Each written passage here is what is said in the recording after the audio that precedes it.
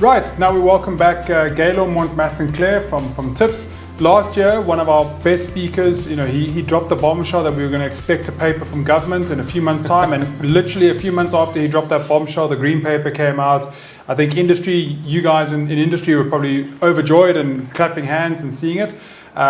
So very privileged to have him back again joining us. So Gaylor, are you with us, sir? I am. Welcome, good morning. Fantastic. Nice to have you back with us again. And please take us away. I know you've been a busy man the last 12 months, and I'm sure our attendees like ourselves are waiting for those lovely bits of information that you're ready to drop on us. Thank you. Well, thank you for having me. It's really a pleasure to be with you today. Today, I wanted to share some thoughts on the manufacturing side of things. I know there's a lot of discussions around the market development and certainly how to get EV going as a market into the country. But equally important is the development of the manufacturing side. And certainly, in the green paper and in the upcoming, EV roadmap, these are both kind of two sides of the same coin, effectively, because of the nature of our market. So let me get into kind of why we are thinking specifically about EV manufacturing in the country. Well, the first aspect, as we know, is that we've got very much of a dual market in South Africa. We roughly, if we generalize, about half of the vehicles sold domestically that are imported, and then about half of the vehicles that are produced in South Africa that are exported primarily to the EU and the UK.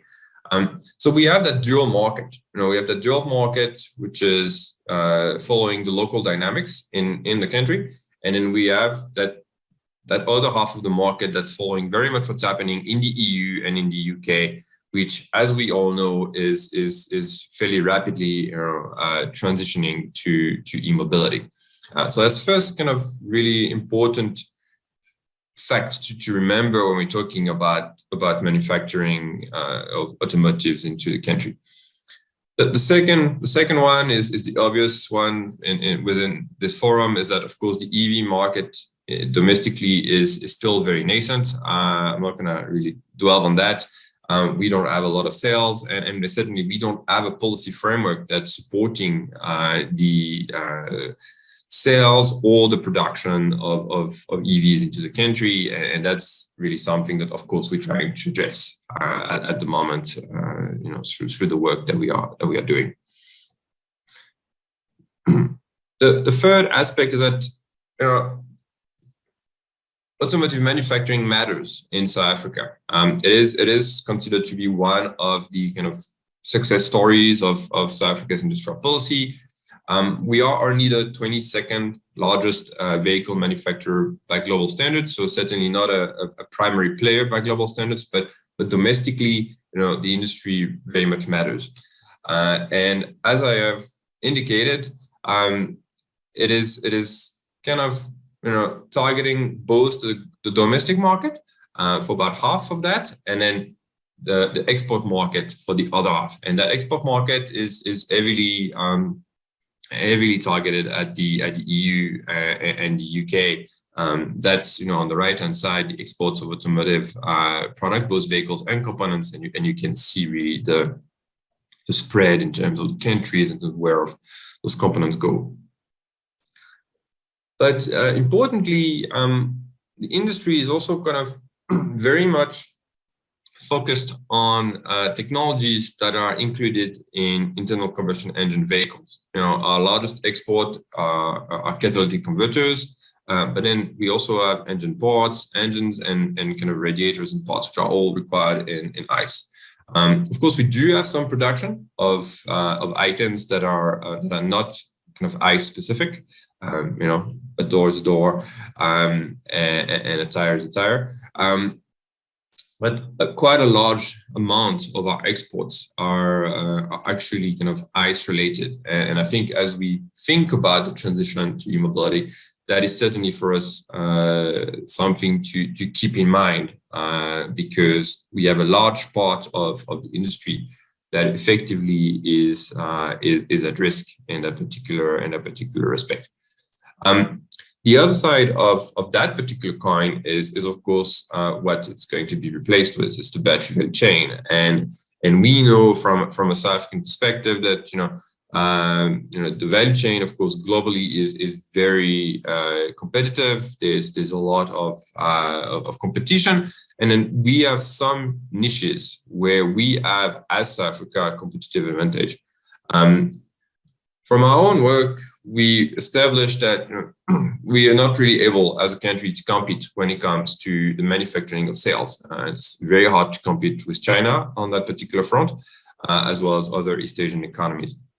But I would argue that with the exception of the cell itself, we are actually able to do everything else competitively. And that includes all the other components, both the hardware and the software, like the battery management system and the energy management system, but also the assembly of the battery packs themselves. And here we actually have a very vibrant value chain in the country with many companies that are operating in that space already. And that's also the case when it comes to the beneficiation of minerals. We do have a lot of the minerals and can beneficiate them domestically. And really, that's true, in the South African context, but even more so in the regional context, with actually virtually all the minerals that you need to produce a lithium-ion battery present in the region, including lithium in Zimbabwe, for instance. And we have the ability to kind of really refine those minerals. I mean, a little known fact is that we have the only company refining manganese to battery grade outside of China here in South Africa. It's really a one of a kind enterprise based in Mpumalanga, and we don't really support those companies enough in that particular respect. Of course, when we think about manufacturing, then we need to kind of consider what's here to stay, what's going to disappear, and what's going to come anew. And certainly there is an overlap between the ICE value chain and the EV value chains, particularly when we talk about the body of the vehicles, but also when we're talking about sort of mild hybrid as well as plug-in hybrid. Effectively, we're not really taking anything away. We're kind of adding to the existing ICE value chain. Of course, when we're talking about the transition to full battery electric vehicles, then it's a different story. You're really taking parts of the value chains away from industry or anything to do with internal combustion engine, but then you're adding new elements around the battery value chain, and there's a similar thinking, of course, with regard to fuel cells, electric vehicles, if that's going to take off in the local context. So important to really kind of remember, I guess, the basket of goods and components that we are talking about when we are thinking about the manufacturing going forward. Then, we need to kind of assess what's the pathway to our EV competitiveness from a manufacturing perspective, but then we need to assess then what's our target market. And as I said, our target market to date is partly the local market and partly, I guess, the EU and the UK, so kind of the European market.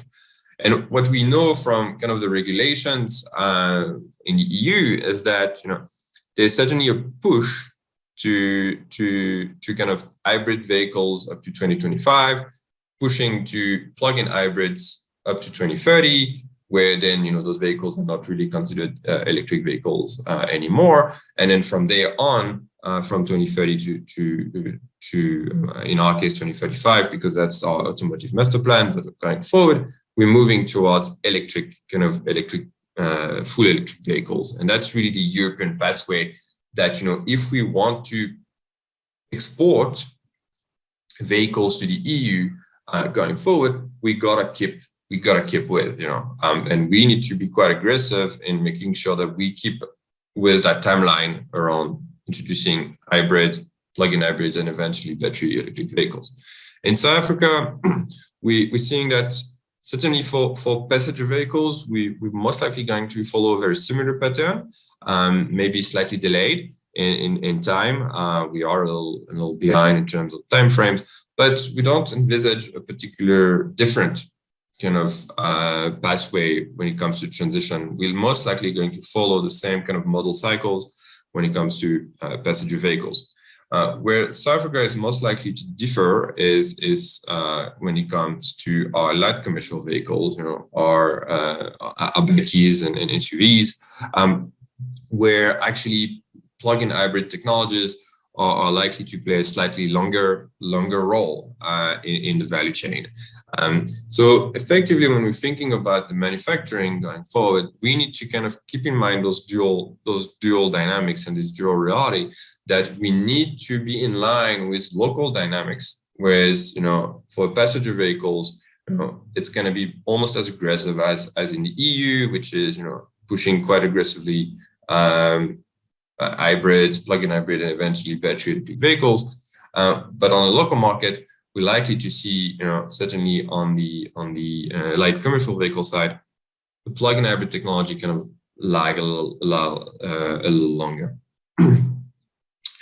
So what's then the current kind of automotive policy framework at the moment? I'm certainly not going to go into the whole detail of that slide, but it's good reference for everyone, that there are four key components. The one is tariff, which we protect our local market. Vehicles tend to be protected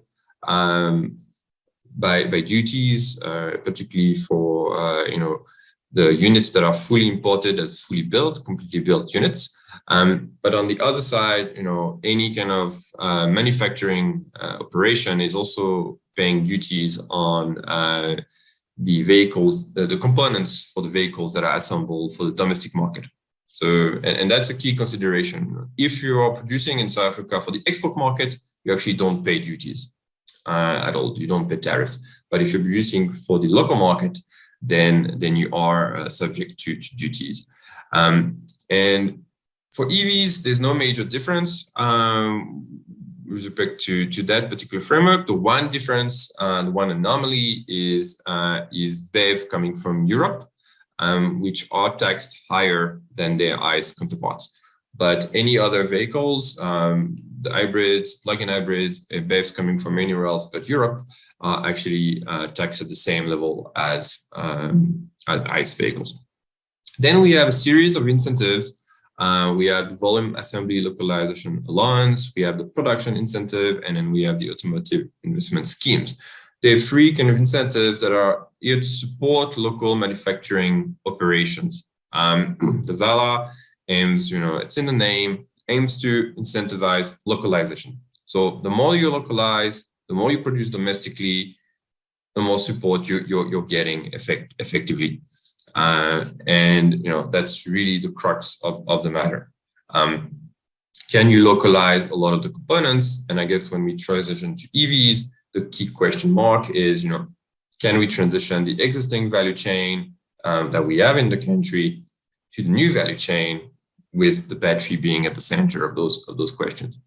Then you've got a production incentive, which again, very much kind of in the name, aims to support value addition from manufacturing. And here, this is a quite generous incentive by global standards, and we're not expecting it, to change radically when it comes to the transition to NEVs.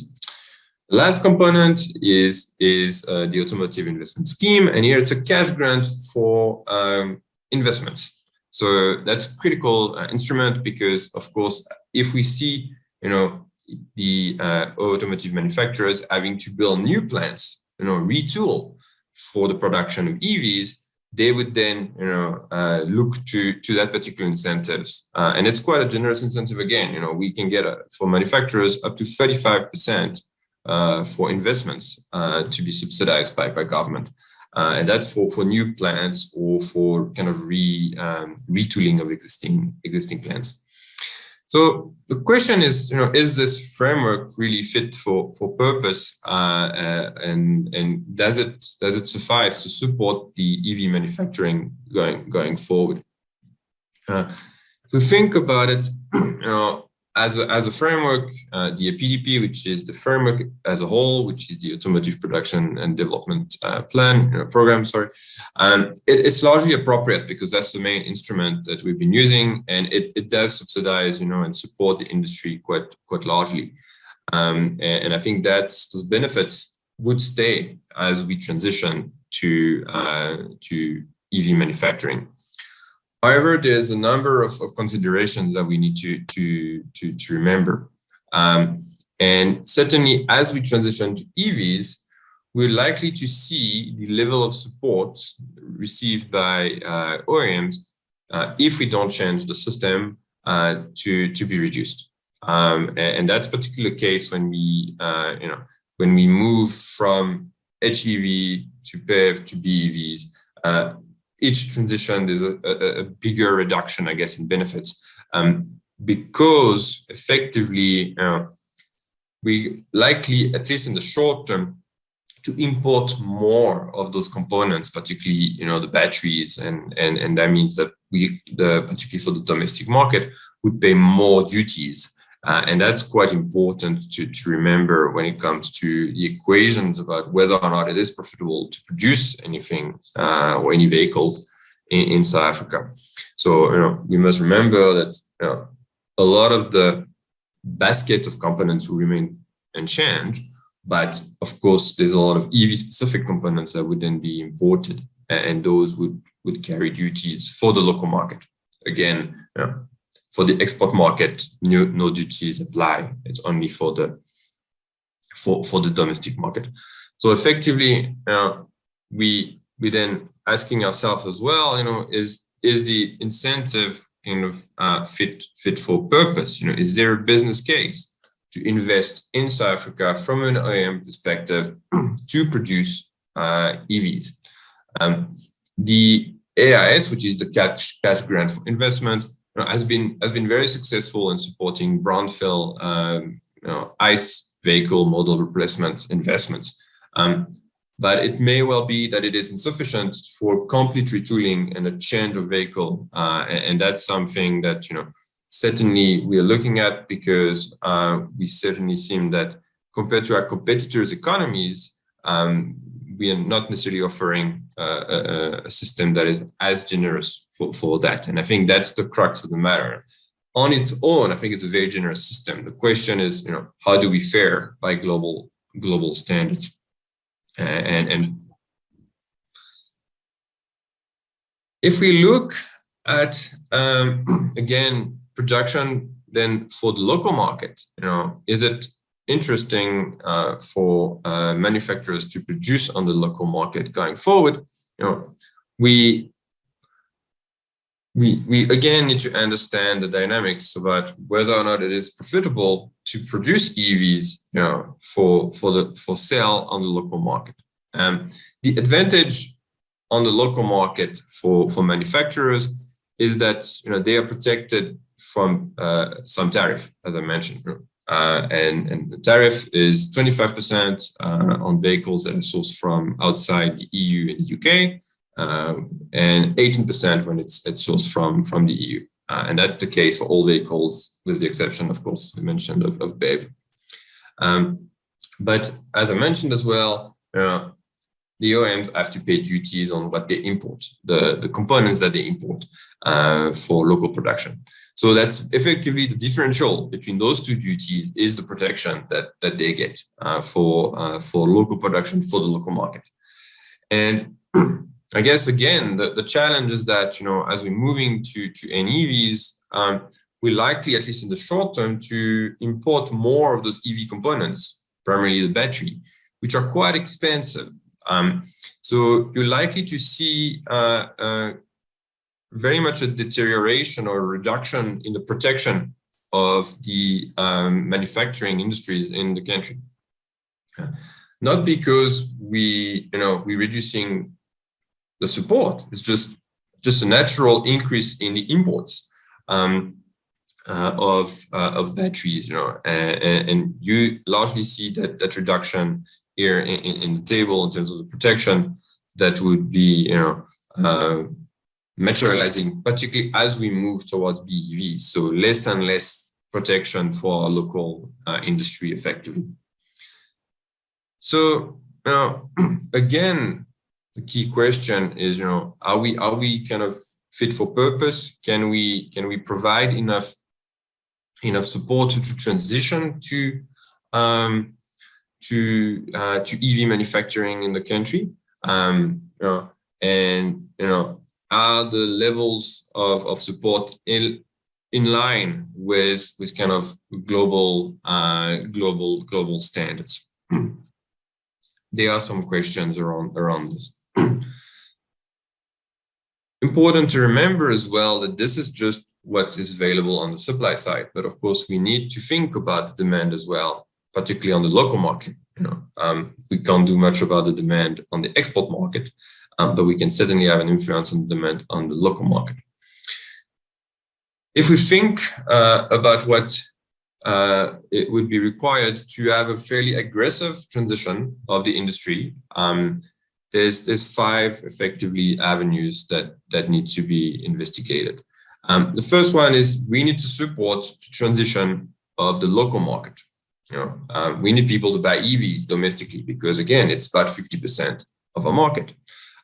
If we're looking to equalize the differential in purchasing price, roughly equalize for entry-level vehicles, we've calculated that we would need to kind of provide a purchase subsidy of about 20,000 Rand for HEVs, 40,000 Rand for BEV, and about 80,000 Rand for BEV. And that's for entry-level EVs, of course. We're not targeting the kind of luxury side. We're talking for the entry vehicles. And that could be provided as a cash grant or maybe a differential in terms of interest rates. There's many ways to think about it. But certainly, if we're talking about a massive transition of our market, and here we would talk about something that, we're looking at 20% of the market sales to be NEVs by 2025, 40 by 2030, and then 60% by 2035.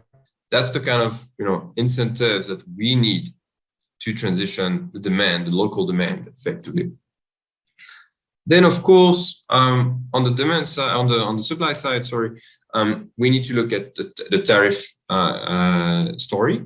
The one that I think is always raised by industry about the 25% for BEV coming to Europe, which often is generalized as a generic problem for EVs. It's really just a problem for BEVs coming from Europe. That needs to be addressed. Particularly, it needs to be addressed because we need to have that quid pro quo from the EU, which is to maintain our duty-free access to the EU market going forward. And that's really important. So if we reduce that tariff to 18%, then in exchange from the EU, we would need to maintain our access to the EU market for exports.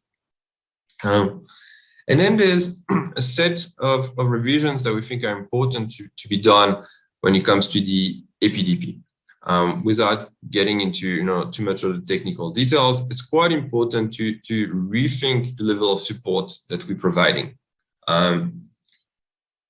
First, in terms of, the tariff that are being paid, and we are looking at maybe reducing the tariff that are being paid by automotive manufacturers for EV components that would be imported into the country, at least in the short term, with the condition that, of course, they would support the local assembly.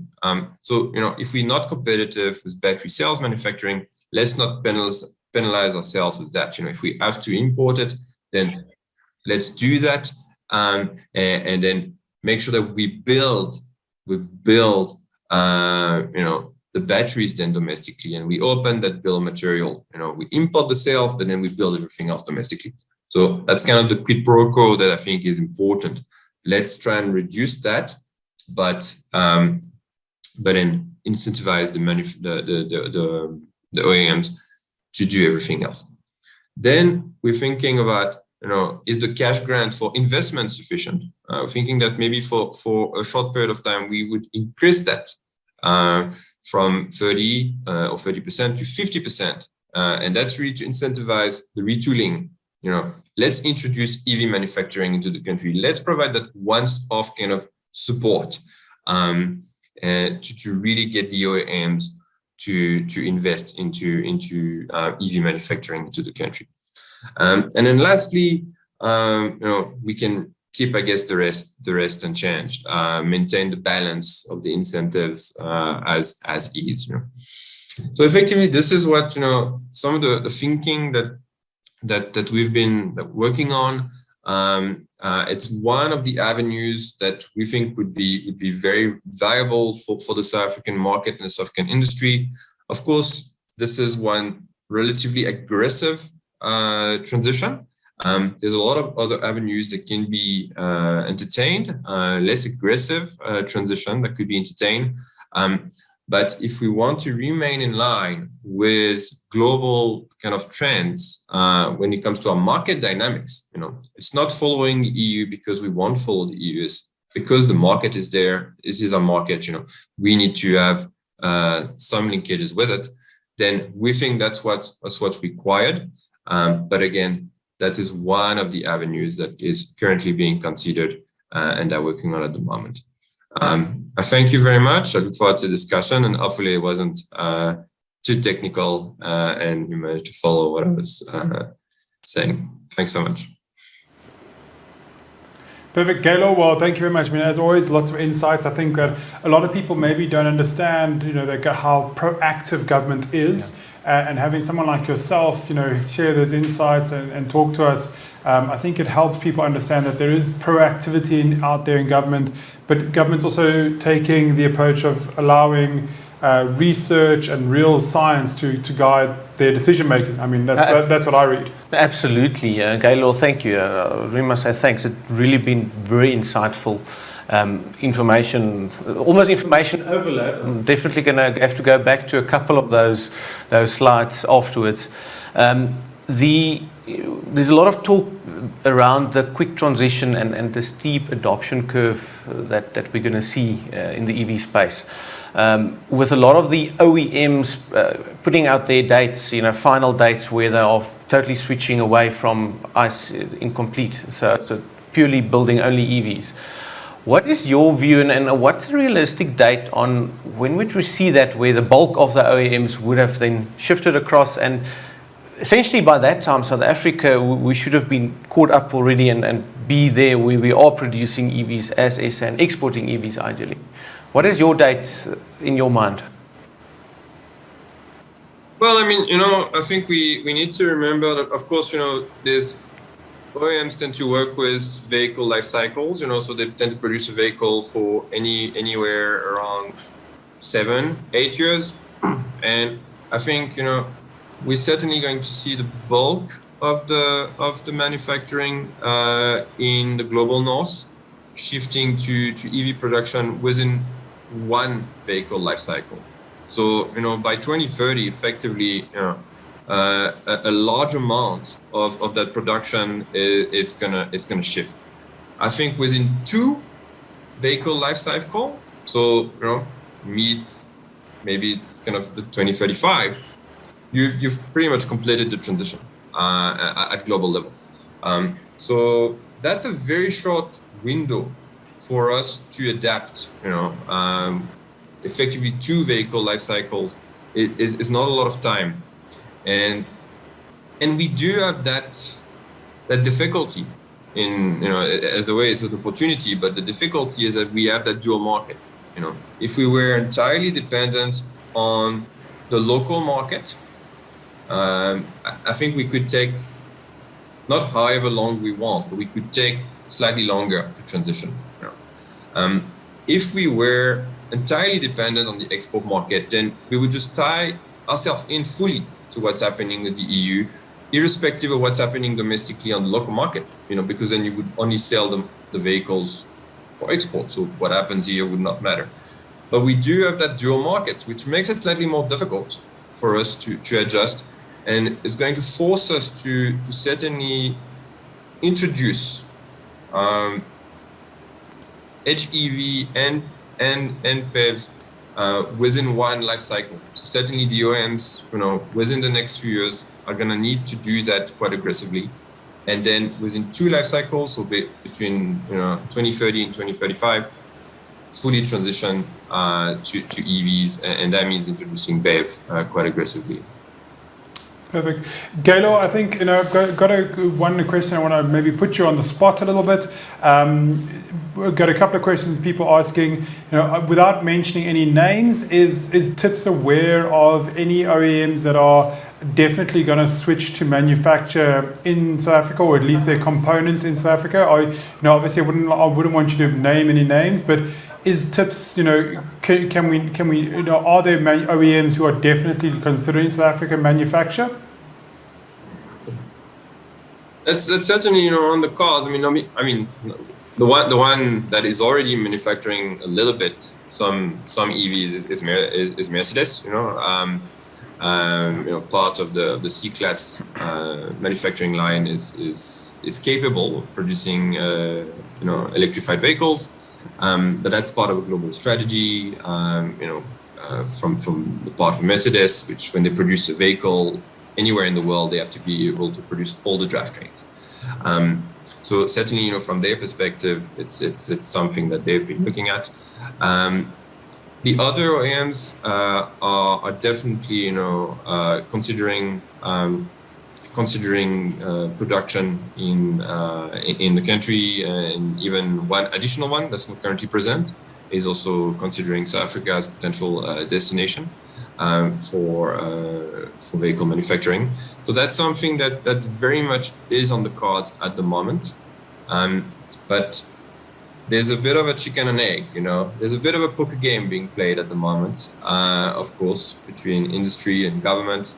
About who's going to make the first move, who is going to really send the signal, and I think we've got this wicked problem between moving our domestic market, moving our industry, building the new value chains around the batteries and so forth, and at the moment, as we all know, we don't have yet a policy framework. So the next target.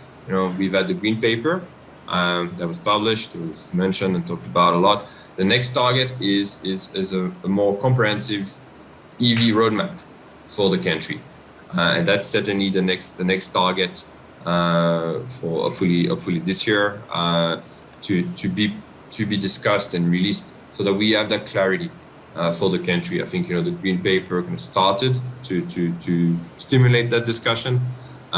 But now we need plans, and that's really what we're working towards at the moment, and full-on EV roadmap that would really provide clarity to all effectively in the country. So Gaylor, before I let you go, and I know you're a busy man, and we're gonna try and maybe put you on the spot here. I'm looking for a newsreel, so I'm gonna put you on the spot. Can we expect incentives or some sort of tax breaks for both private and corporate ownership in EVs in the next 12 months? Is that something that people are asking? I get that we get the question a lot. When can we expect to see some real incentives coming through, encouraging the average person to buy electric in the next 12 months? Can you give us a quote, sir? You can't make promises. Some of the decisions definitely way above my pay grade, but we're currently looking at the incentive structure at the moment. That is really the work that we are currently doing. Some of the stuff that I've shared, particularly the last slide, is one option, one route that we are looking at, and that includes a purchasing subsidy for buyers, and that includes, of course, a revision of the support to manufacturers. That's one avenue. We're looking. That's the ambitious avenue. We're also looking at other avenues, and then you know what it is. Negotiations will take place, but I think that's certainly on the cards at the moment, and we're pushing hard to get that clarity in the next financial year. which which is starting in April. So certainly within the next financial year, we're hoping that we can have that clarity to the market and then have those incentives kick in. So that's really the discussions at the moment. Fantastic. Well, Gaylor, I think we're going to leave it there. That's a great piece of information, and you've shared with us. It's great to hear that those discussions are happening, because I think that's what a lot of people are looking for, is those incentives to really kickstart the next kind of growth phase of EV purchasing. 100%. Thanks so much for having me.